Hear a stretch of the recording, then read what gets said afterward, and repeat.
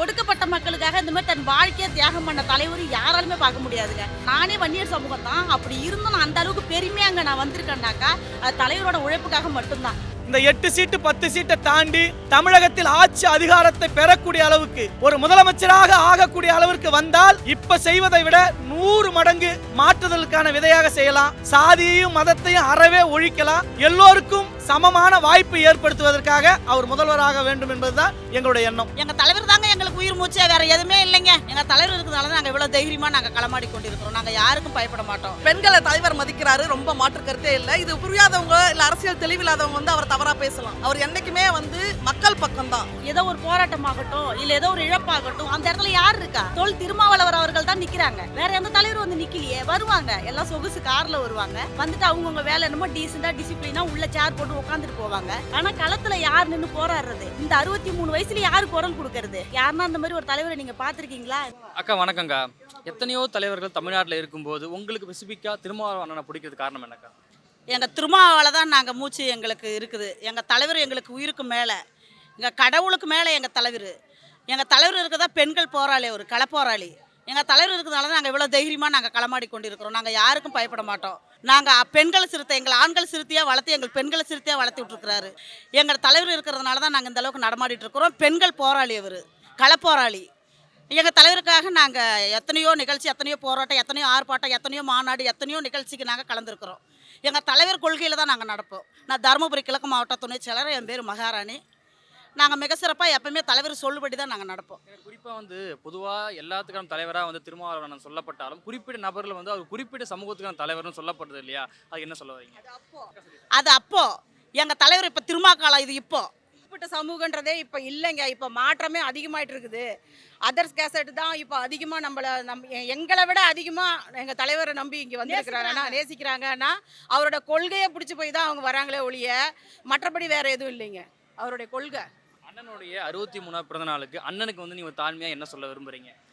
அண்ணன் 100 ஆண்டு வாழணும், என்றும் 16 நல்லா இருக்கணும், தீராயுஸ் நல்லா இருக்கணும், நோய் நொடி இல்லாமல் அவர் மிக சிறப்பாக நல்லா இருக்கணும். அவர் நல்லா இருந்தால் தான் நாங்கள் நல்லா இருக்க முடியும், இருக்கிற குழந்தைங்க நல்லா இருக்க முடியும், தலைமுறைக்கு அடுத்த இளம் தலைமுறைகள்லாம் மிக சிறப்பாக நல்லா இருக்கணும். அதனால் தலைவர் நல்லா இருந்தால் தான் நாங்கள் நல்லா இருக்க முடியும். நீங்கள் தனியாக வந்திருக்கீங்களா, ஒட்டுமொத்த ஃபேமிலியோட வந்திருக்கீங்களா? நாங்கள் ஒரே குரூப்பே வந்திருக்கிறோம், ஒட்டுமொத்த ஃபேமிலியோட. ஊரே தருமபுரி கிழக்கு மாவட்டமே நாங்கள் வந்திருக்கிறோம். மகளிர் அன்னைக்கு பூரா ஒன்றா சேர்ந்து திரண்டு தான் வந்துக்கிறோம். அன்வர் அண்ணனிலிருந்து, தொகுதி செயலாளர்லேருந்து, இருக்கிற தோழருங்க, மாவட்ட செயலர் சாக்கம்மாலிருந்து, நம்ம அக்கா சட்டமன்ற தொழிற்சார் கோகிலா, சரண்யா, சுதாகர், மேகநாதன், எல்லாமே தருமபுரி கிழக்கு மாவட்டத்து ஃபுல்லாக ஃபேமிலியோடு. எங்கள் தலைவர் தாங்க எங்களுக்கு உயிர் மூச்சே, வேறு எதுவுமே இல்லைங்க. வணக்கங்க. அண்ணனுடைய 63ஆவது பிறந்த நாள், தன்னுடைய வாழ்க்கையை வந்து ஒட்டுமொத்தமாக சமூகத்துக்கு அர்ப்பணிச்சிருக்காரு, எப்படி பார்க்குறீங்க? நான் ஆக்சுவலாக அந்த அவரோட குணங்கள், அவருடைய பேச்சு, அவருடைய கொள்கையை பார்த்து ஈர்த்து தான் நான் ஒரு 6 வருஷமாக அந்த கட்சியில் இணைஞ்சு செயல்படுறேன். தலைவர்கள்ங்கிறது வந்து எப்பயுமே ஒரு முன்னுதாரணமாக இருக்கணும். அந்த தலைவர்கள் வந்து எப்படி நிறையா தலைவர்கள் இருந்திருக்காங்க. அண்ணல் அம்பேத்கராக இருக்கட்டும், தந்தை பெரியாராக இருக்கட்டும், காந்தியாக இருக்கட்டும், அதுக்கு முன்னாடி நேருவாக இருக்கட்டும், அவங்க மக்களுக்காக என்ன தொண்டு செஞ்சுருக்காங்க. இந்திரா காந்தி, அவங்களோட ஆளுமை மட்டும் இல்லை, அதில் அந்த உண்மை இருக்கா, மக்களுக்காக அவங்க எவ்வளோ அக்கறையாக இருக்காங்கங்கிற விஷயந்தான். என்னதான் நம்ம சொன்னாலும் இந்த சமூகத்தில் ஜாதிங்கிற விஷயம் வந்து இன்னமும் நம்மளை கட்டுப்படுத்தி, நமக்கு தலைவருக்கு நாங்கள் பெரும்பான்மை சமூகமாக இருந்தால் கூட அந்த மக்கள்லாம் நிறைய சிதறி போயிருக்காங்க. அந்த மக்களை ஒருங்கிணைச்சி ஒன்று திரட்டி நான் தலைமை உங்களுக்காக நான் இருக்கேன்னு சொல்கிறக்கு ஒரு குரலாக பார்க்குறேன். இப்போ எல்லா விஷயத்துலையுமே அவர் குரல் படுத்திருக்காரு. நிறைய பேர் வந்து அவரை புரிஞ்சுக்காம தவறாக சொல்லிட்டு இருக்காங்க. அதிகாரம் நம்ம கையில் இல்லை. அந்த அதிகாரத்தை வச்சு தான் நம்மளால் நிறைய விஷயங்கள் பாசிட்டிவாக செய்ய முடிஞ்சிருக்கு. நம்மளால் இப்போ ஒருத்தவங்க கூட ஃப்ரெண்ட்ஷிப்பாக இருக்குன்னா இதை கேட்க முடியும், தயவு செய்து அதை தான் பண்ண முடியும், தவிர எல்லாத்தையுமே எடுத்து இருந்தா அப்படின்னு கொடுத்துருவோம். நம்ம கையில் இருக்கிறதா கொடுக்க முடியும். அந்த அதிகாரத்தை படிப்படியாக நோக்கி நகர்ந்துக்கிட்டு இருக்கும். அதை கரெக்டாக தலைவர் செஞ்சுட்டு இருக்காரு.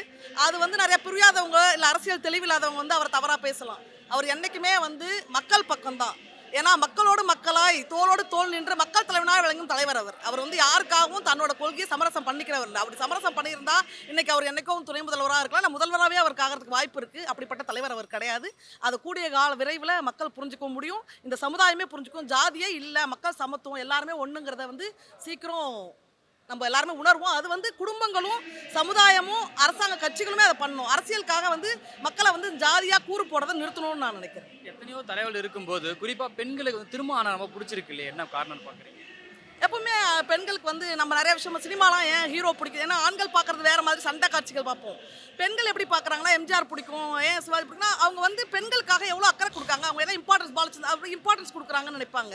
அப்போது பெண்களுக்கான ஒரு இம்பார்ட்டன்ஸ் கொடுக்கு, பெண்கள் நலனை வந்து முன்னிறுத்துறது எங்கள் கொள்கையில் 5 கொள்கையிலேயே பெண் விடுதலை இருக்குது. அப்போ பெண்களுக்காக முன்னெடுக்கிற ஒரு தலைவராக நாங்கள் பார்க்குறோம். தொடர்ச்சியாக இந்த ஒரு 36 ஆண்டுகளுக்கு மேலே ஒட்டுமொத்த வாழ்க்கையும் வந்து சமூகத்துக்காக அர்ப்பணித்து இந்த இவ்வளோ பெரிய கட்சியை வளர்த்தெடுத்து ஒரு தமிழகத்தில் ஒரு மாற்று கட்சியாக வந்து வளர்ந்துருக்கு இல்லையா? இன்னும் முதல் கட்சியை அங்கீகரிக்கப்பட்டு முதல் பிறந்தநாளை வந்து தலைவர் கொண்டாட போகிறாரு. அது எப்படி இருக்கு உங்களுக்கு? அது அந்த மகிழ்ச்சிக்காக தான் இப்போ எல்லாரும் வந்து இப்போ நாங்கள் இங்கே வந்து கிட்டத்தட்ட 12 ஹவர்ஸ்னு சொல்லுவாங்க. ஆனால் நாங்கள் ஒரு 15 ஹவர்ஸ் இங்கே ஸ்பெண்ட் பண்ண போகிறோம். எந்த இடத்துலையுமே காசு கொடுத்து கூட்டிகிட்டு வந்தால் கூட எல்லாமே என்னென்னா எப்படி தெரியும், அவங்களுக்கு சாப்பிட்றதுக்கு எல்லாம் உள்ள அருந்துறதுக்கெலாம் கொடுத்து கொண்டாந்து கூட்டிகிட்டு வராங்க. ஆனால் ஒத்த பைசா கொடுக்காம பணம் கொடுத்து வந்து தலைவரை தேடி வர மக்கள் தான் நாங்கள்லாம். இப்போ தலைவர் நாங்கள் பாருங்கள் சாப்பாடெல்லாம் பேக் பண்ணிட்டு வந்தாச்சு. நான் இங்கேயே உட்காந்து 12-13 நேரம் இருந்தால் போவோம். அது எதனால்? அன்பு, அந்த மரியாதை, அதுக்காக தான். ஏன்னா அவர் வந்து இன்னைக்கும் நாங்கள் பேச போகிறது மதச்சார்பின்மை பற்றி தான். நாங்கள் ஒவ்வொரு இடத்துக்கு அது விவாத மேடையாக இருக்கட்டும், இசையரங்காக இருக்கட்டும், கவியரங்காக இருக்கட்டும், நாங்கள் பேசுகிறது எல்லாமே மதச்சார்பினை பற்றி, அதே மாதிரி ஜாதி இலங்கத்தை பற்றி தான் பேசுகிறோம், சமத்துவம் பற்றி பேசுகிறோம். குறிப்பாக அந்த 63வது அண்ணனோட பிறந்த நாளுக்கு அண்ணனுக்கு வைக்கக்கூடிய வேண்டுகோளாக என்ன இருக்கு உங்களோட? பெண்களை தலைவர் மதிக்கிறாரு, ரொம்ப மாற்று கருத்தே இல்லை. இது முதல் தலைமுறை சமுதாயங்கிறப்ப அரசியலில் வரும்போது எல்லாருக்குமே வந்து ரொம்ப ஒரு ஃபேன் தலைவர் நிறையா பேர் வந்து ரொம்ப இன்னும் புரிதல் இல்லாமல் இன்னும் டைமிங் கீப் பண்ண விட முடியாமல் அவருக்கு மேலே ப்ரெஷர் போடுறாங்க. அதை மக்களும் குறைச்சிக்கணும். தலைவர் இன்னும் பெண்களுக்கு இன்னும் நிறையா இடம் கொடுக்கணும். அதுக்கான வாயால் வார்த்தைகளை விட செயல் திட்டங்களை வந்து நல்லா வரையறுக்கணும்னு நினைக்கிறேன். தகுதியான பெண்களை வந்து இன்னும் மேலே கொண்டு வரணும்.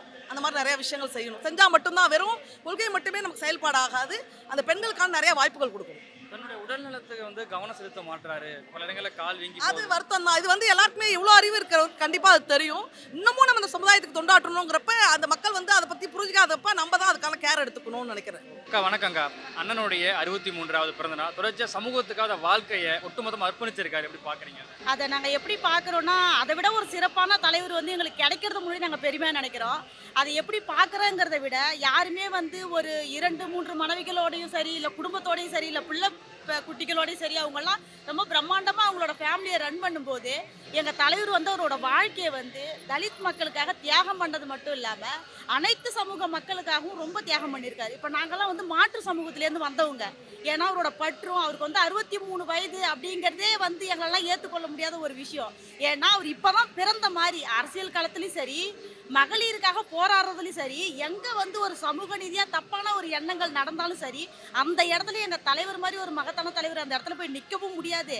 இந்த மாதிரி ஒரு தலித் மக்களை பார்க்கறதும் சரி, ஒடுக்கப்பட்ட மக்களுக்காக இந்த மாதிரி தன் வாழ்க்கையை தியாகம் பண்ண தலைவர் யாராலுமே பார்க்க முடியாதுங்க.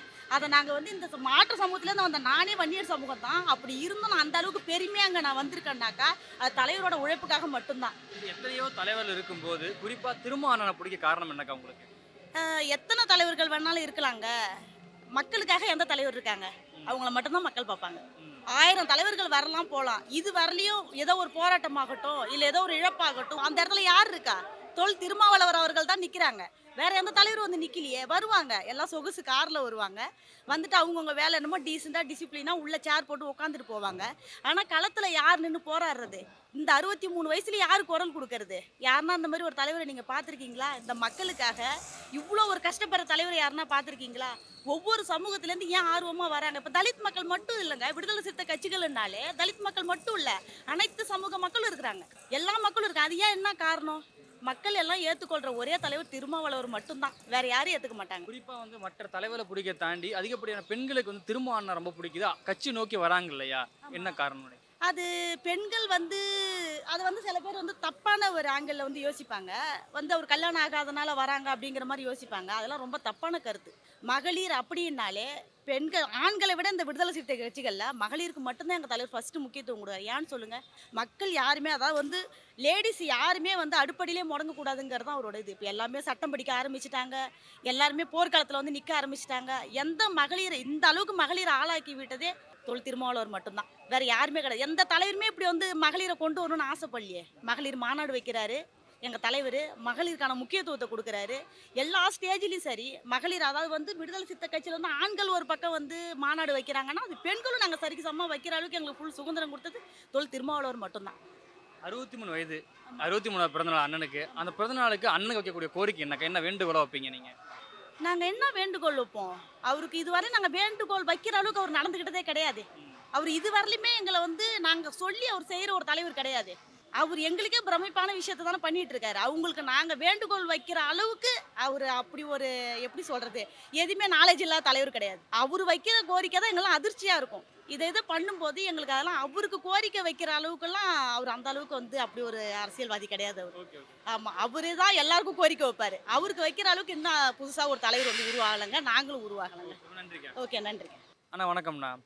விடுதலை சிறுத்தை கட்சியோடைய தலைவர் தொல் திருமாவளவன் அவர்களுடைய 63வது பிறந்தநாள். அவருடைய வாழ்க்கையை ஒட்டுமொத்தமாக வந்து சமூகத்துக்காக வந்து அர்ப்பணிச்சிருக்காரு. அவருடைய உழைப்பும் அவருடைய தொடர்ச்சியான அந்த சமூகத்துக்கான வேலையும் எப்படி பார்க்குறீங்க? சமூக நீதி போராளி, தியாகத் தலைவர், எழுச்சி தமிழர் அண்ணன் திருமா அவர்களுக்கு என்னுடைய நெஞ்சார்ந்த பிறந்தநாள் வாழ்த்துக்களை தெரிவித்துக் கொள்கின்றேன். அவரது உடலும் உள்ளமும் மென்மேலும் வலிமையடைந்து வாழ்வாங்கு வாழ்ந்து சிறக்க வேண்டும் என்று நான் வாழ்த்துக்களை தெரிவித்துக் கொள்கின்றேன்.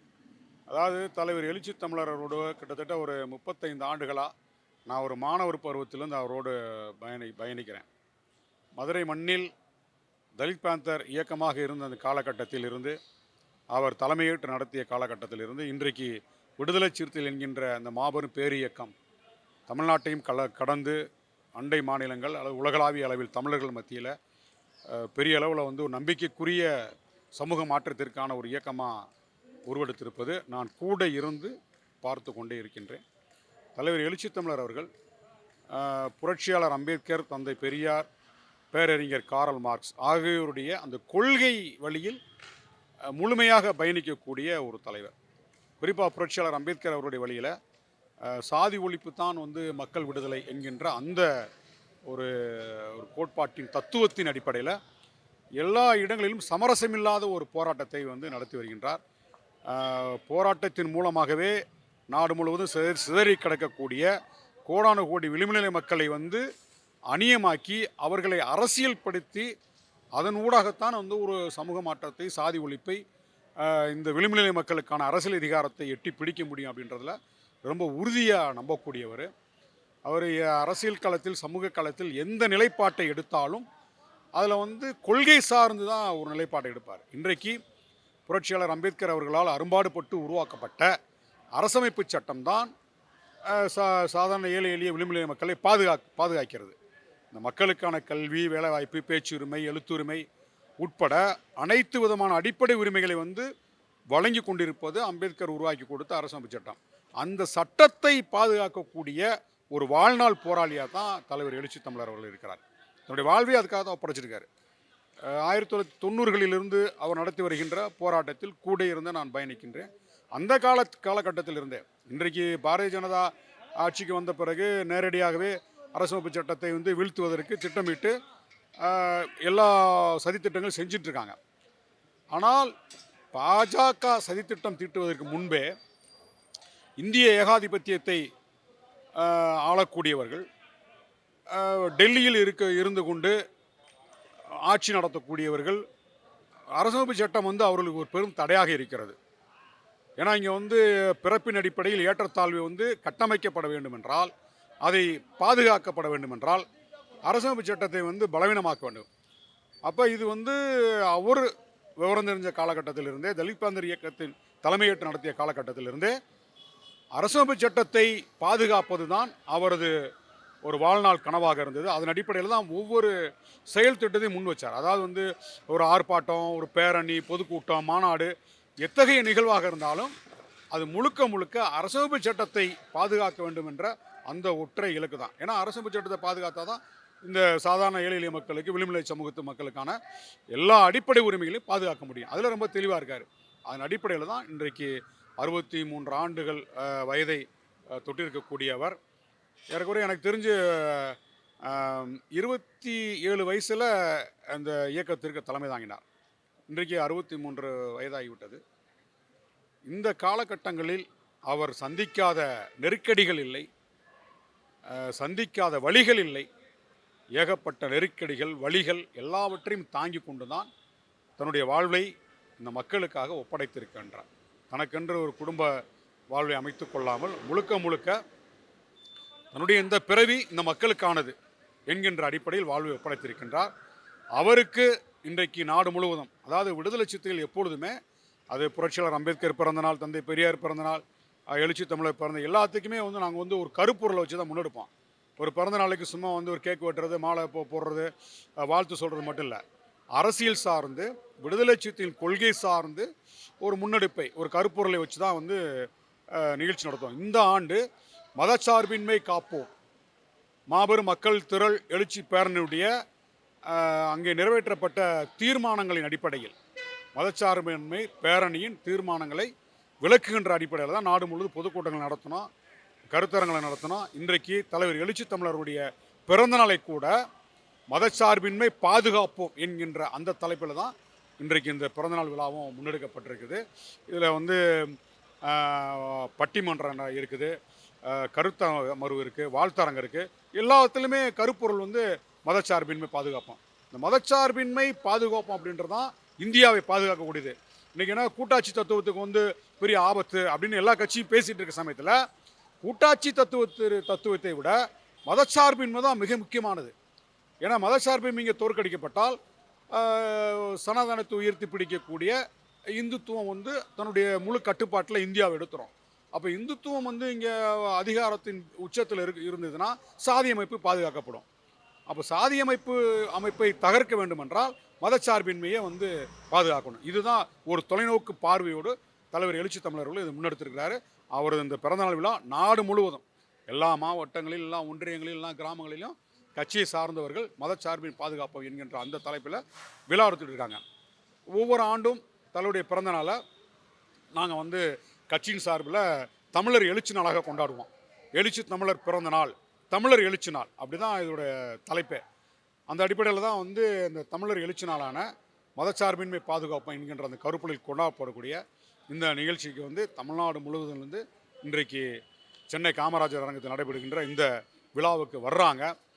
இது இன்று மாலை 4 மணிக்கு தொடங்கி இரவு முழுக்க விடிய விடிய இந்த மக்களுக்கான ஒரு திருவிழா தான். இதுதான் உண்மைக்கே ஒரு கோயில் திருவிழாவை விட, ஒரு ஊர் திருவிழாவை விட இந்த மக்கள் உண்மைக்கே கொண்டாடப்படக்கூடிய ஒரு விழா என்றால் அது எழுச்சி தமிழர் அவருடைய பிறந்தநாள் விழா தான்.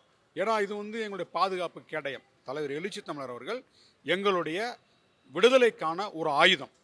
எங்களுடைய ஆயுதம் அவர் தான். எங்களுக்கு பாதுகாப்பு கேடயம் வந்து அவர் தான். அப்போ எங்களுடைய கேடயத்தையும் ஆயுதத்தையும் உயர்த்தி பிடித்து கொண்டாடக்கூடிய ஒரு நிகழ்வாக தான் தலைவர் எழுச்சி தமிழருடைய இந்த பிறந்தநாள் விழாவை நாங்கள் முன்னெடுக்கின்றோம். ரொம்ப நன்றி சார். நன்றி அண்ணா. வணக்கம்ண்ணா. அண்ணனுடைய 63வது பிறந்தநாள் தொடர்ச்சியாக சமூகத்துக்காக உடலையும் பொருட்படுத்தாமல் ஒட்டுமொத்த வாழ்க்கையும் சமூகத்துக்காக அர்ப்பணிச்சிருக்காரு. எப்படி பார்க்க தலைவர் எழுச்சி தமிழர் என்பது ஒட்டுமொத்த மக்களுக்கான தலைவர். அமைப்பாய் திரள்வோம், பிறப்பு தரும் பெண்மையை போற்றுவோம், பிறப்பால் வரும் பேரிழவை அகற்றுவோம். அமைப்பதனால் மட்டுமே அதிகாரங்கள் பிறக்கும், அந்த அதிகாரங்கள் வலிமை பெற்று ஆதிக்கத்தை தகர்க்கும். அமைப்பின் முறை செய்யும் விதிகளை மதிப்போம், வீணாய் ஆளுக்கொரு வழியில் செல்லும் அவலத்தை தவிர்ப்போம். தலைவர் எழுச்சி தமிழருடைய தியாகம் என்பது யாராலும் ஒப்பிட்டு பார்க்க முடியாது. தனித்துவமான தலைவர் அண்ணன் எழுச்சி தமிழர் அவர்களுக்கு இனிய பிறந்தநாள் வாழ்த்துக்கள். தொடர்ச்சியாக வந்து சமூகத்துக்காக வாழ்க்கையை அர்ப்பணிச்சது போது ஒட்டுமொத்த இளைஞர்களும் இன்னைக்கு மற்ற தலைவர்களை தாண்டி தொல் திருமாவளவன் அண்ணனை பிடிக்கிறது காரணம் என்ன? அவர் தனித்துவமான தலைவர். பாதிக்கப்பட்ட மக்களுக்காக எங்கும் குரல் கொடுக்கவர் தான் அண்ணன் எழுச்சி தமிழர் அவர்கள். விதிகளை மாற்றி தவிடுபொடி ஆக்கி உரிமை அற்றவருடைய உரிமை குரலாக இன்னைக்கு எழுச்சி தமிழர் வந்து கொண்டிருக்கிறார். 37 ஆண்டுகள் ஓய்வின்றி தோய்வின்றி மக்களுக்காகவே உழைத்து கொண்டிருக்கிறார். அவருக்கு குடும்பம் இல்லை, மக்கள் தான் குடும்பம். பாதிக்கப்பட்ட மக்களுக்கு உரிமை குரலாக விடுதலை சிறுத்தை குரல் ஒழிக்கும். கட்சி அங்கீகாரம் வந்து இந்த ஆண்டு தான் பெற்றிருக்கு. கட்சி அங்கீகாரம் பெற்று முதல் பிறந்தநாளை வந்து தலைவர் கொண்டாடுறாரு. எப்படி இருக்கும்? அதுதான் மிகச்சிறப்பான ஒரு செய்தி. இந்திய அளவிலே வந்து 3வது கட்சி அங்கீகரிக்கப்பட்ட கட்சி விடுதலை சிறுத்தை கட்சி. இந்திய அளவிலே எந்த கட்சியும் இல்லை. விடுதலை சிறுத்தைக்கு தான் அந்த பெருமை உண்டு. ஒவ்வொரு தோழர்களும் வந்து இன்றைக்கு கோயில் இல்லாமல் கூட கிராமங்கள் இருக்கலாம், ஆனால் விடுதலை சிறுத்தைகளுடைய தோழர்கள் இல்லாமல் எந்த கிராமங்களும் இல்லாமல் இல்லை. அவர் உருவாக்கி வைத்திருக்க விதம் வந்து அடுத்தடுத்த தலைமுறைகள் வந்து ஆதிக்கம் சுரண்டல் ஒடுக்குமுறையை எதிர்த்து அடுத்தடுத்த தலைமுறை வந்து அரசியலுடைய தெளிவுமிக்க தலைவர். நான் மருத்துவர் சொல்கிற பெருமையை விட நான் எழுச்சி தமிழருடைய தம்பி சொல்கிறதால தான் எனக்கு பெருமை இருக்குது. குறிப்பாக வந்து இந்த யங்ஸ்டருக்கு இது அண்ணனை பிடிக்க காரணம் என்ன? அதுதான் அவர் மற்ற தலைவரை விட இவர் தனித்துவம் தலைவர். எதுக்காக சொல்கிறோம் அப்படின்னா, எளிமையோட மக்கள், பாதிக்கப்பட்ட மக்களுக்கு எந்த பாதிக்கப்பட்ட மக்கள் இருந்தாலும் எந்த வகுப்பாக சேர்ந்தாலும் சரி, பாதிக்கப்பட்ட முதல் குரலாக அண்ணனுடைய குரல் இருக்கும். அதாவது தெளிவுமிக்க அரசியல் வாய்ந்த தலைவர், சமத்துவ தலைவர், அண்ணன் அவர்களுக்கு இனிய பிறந்தநாள் வாழ்த்துக்கள். குறிப்பாக அண்ணன் வந்து பொது மேடைகளில் வந்து தான் எல்லாத்துக்கும் தலைவராக வந்து பேசினாலும் குறிப்பிட்ட ஆட்கள் வந்து தலைவரை வந்து ஒரு குறிப்பிட்ட சமூகத்துக்கான ஆட்களாக வந்து தொடர்ச்சி முன்னிறுத்துறாங்க இல்லையா? அவங்களுக்கு என்ன பதில் சொல்ல வரீங்க? விமர்சனங்கள் இருந்தாலையும் விமர்சனத்தை தவிடுபடியாக்குறது தான் எங்கள் விடுதலை சிறுத்தைகளுடைய நோக்கம். நன்றி. குறிப்பாக வந்து இந்த 63வது பிறந்த நாளுக்கு அண்ணனுக்கு என்ன ஒரு தாழ்மையான வேண்டுகோளை முன் வைப்பீங்க நீங்கள்? உயிர் மூச்சு இருக்கிற வரையும் அண்ணனுடைய கொள்கையை நாங்கள் ஏற்றுக்கணும், அவர் வழியில் பின்பற்றுவோம். அண்ணா வணக்கம்ண்ணா. அண்ணனுடைய 63வது பிறந்தநாள் அவர் தொடர்ச்சியான சமூகத்துக்கான அர்ப்பணிப்பையும் தியாகத்தையும் எப்படி பார்க்குறீங்க? தேசிய தலைவர் அண்ணன் எழுச்சி தமிழர் அவர்களின் உழைப்பும் தியாகமும் தான் இன்று ஒரு மாபெரும் தலைவராக அவரை உருவாக்க செய்திருக்கிறது. அரசியல் என்றால் மேல்தட்டு மக்களுக்கு மட்டுமே இருந்தது. அரசியல் என்றால் உயர் சாதிகளுக்கு மட்டுமே இருந்தது. அரசியல் என்றால் வசதி வாய்ப்பு உள்ளவர்களுக்கு மட்டுமே இருந்தது. அதை கட்டவிழ்த்தது தலைவர் எழுச்சி தமிழர் ஒருவர் தான். அதை உடைத்தெரித்தது தலைவர் மட்டும்தான். இன்னைக்கு அவர் போகாத கிராமங்கள் இல்லை, செல்லாத கிராமங்கள் இல்லை.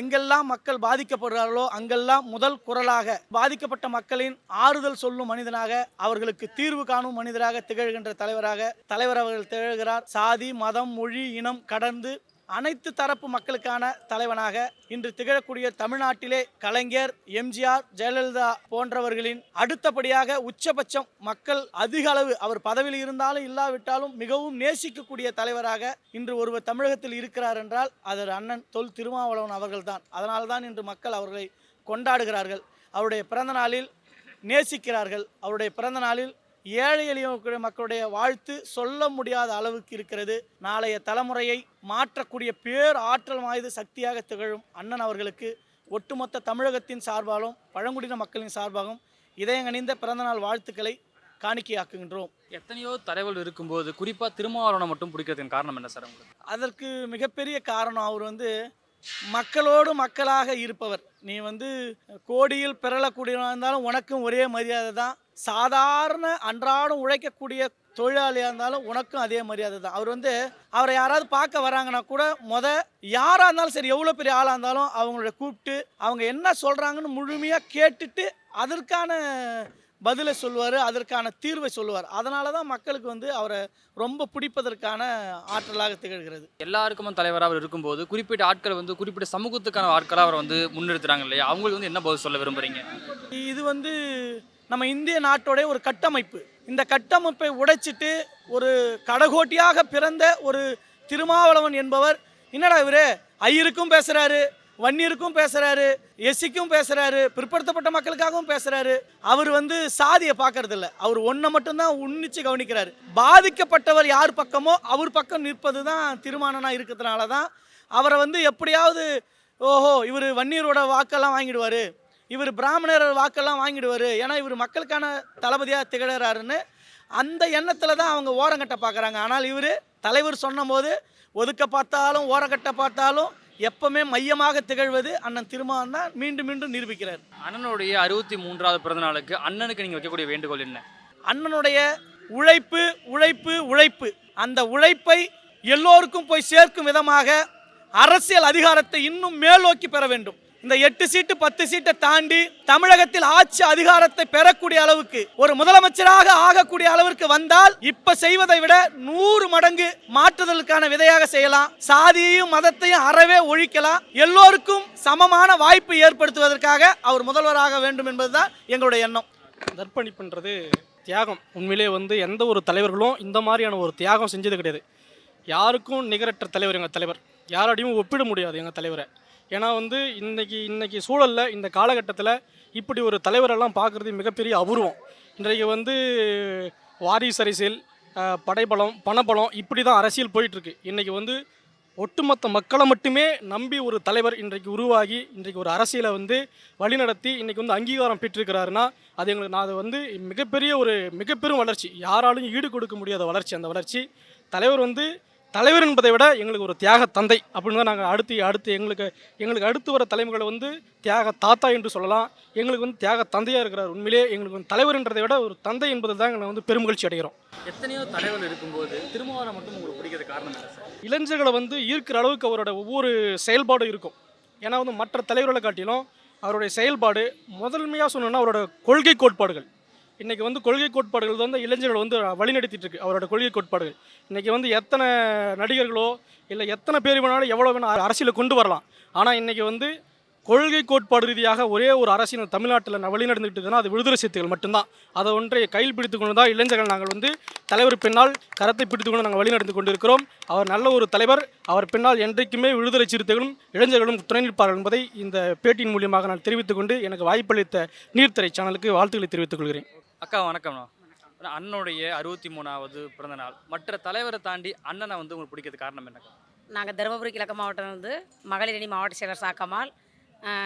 அண்ணனை பிடிக்கின்றதுக்காக என்னன்னா ஒட்டுமொத்த சமூகத்திற்காக வாழக்கூடிய ஒரே மகத்தான தலைவர் எங்கள் அண்ணா.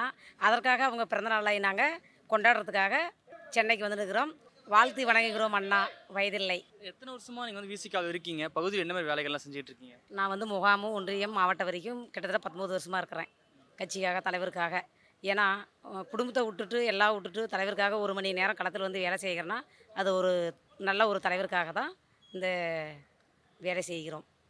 அண்ணன் நிறைய ரெஸ்ட் எடுக்கணும். அதுக்கு நம்ம கட்சியினோட தொண்டர்களும் பொறுப்பாளரும் அண்ணனுக்கு ஒரு தொந்தரவு பண்ணக்கூடாது அதிகமாக.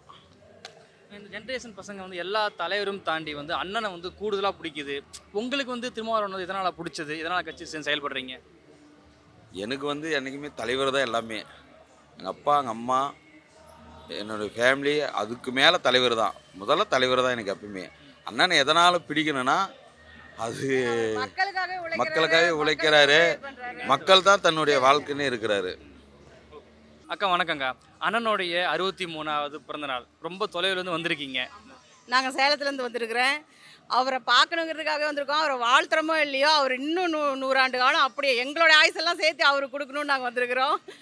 அவர் மக்களுக்காக உழைக்கிறவர், எங்களுக்காகவே உழைக்கிறவர். இன்னும் நோய் நொடி இல்லாமல் நல்லா இருக்கணும்னு நாங்கள் ஆண்டவனை வேண்டிக்கிட்டு எல்லாருமே நாங்கள் அது ரொம்ப ஆரவாரத்தோடு அவரை பார்க்கணும், கொண்டாடணும் அப்படின்னே வந்திருக்கிறோம். எத்தனையோ வணக்கம்ண்ணா. அண்ணனுடைய 63வது பிறந்த நாள். புரட்சி சமூகத்துக்காக உடல் உழைப்பு மொத்தத்தையும் சமூகத்துக்காக செலுத்தியிருக்காரு. வாழ்க்கையை வந்து சமூகத்துக்கு அர்ப்பணிச்ச தலைவர் எப்படி பார்க்குறீங்க? எங்களுக்கு வந்து அண்ணனாக இருந்து, அம்மாவாக இருந்து, அப்பாவாக இருந்து இந்த சமுதாயத்துக்காக, ஒடுக்கப்பட்ட மக்களுக்காக தன்னுடைய வாழ்க்கையை தன்னுடைய தியாகம் பண்ணி இந்த மக்களுக்காக தியாகம் பண்ணிக்கிறாருன்னா மிகப்பெரிய விஷயம்.